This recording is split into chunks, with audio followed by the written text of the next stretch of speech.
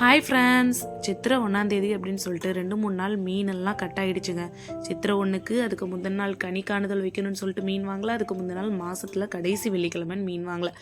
மீன் குழம்பு இல்லை அப்படின்னாலே சாப்பாடு சுத்தம், சின்னவங்கள்லேருந்து பெரியவங்க வரைக்கும் அப்படி தான்.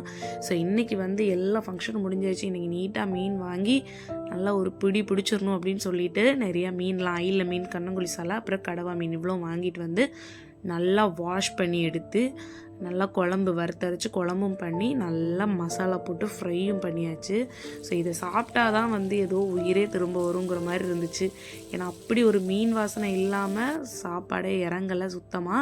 ஸோ நல்லா கொதிக்க மீன் குழம்பு சாப்பாடு ரெடியான உடனே இறக்க கூட பொறுக்கல, அப்படியே எடுத்து ஊற்றி ஃபுல் கட்டியாச்சுங்க. நீங்கள் யாரெல்லாம் மீன் குழம்பு இல்லைன்னா உங்களுக்கு சாப்பாடே ஓடாது அப்படின்னு நினைக்கிறவங்க கண்டிப்பாக சொல்லுங்கள்.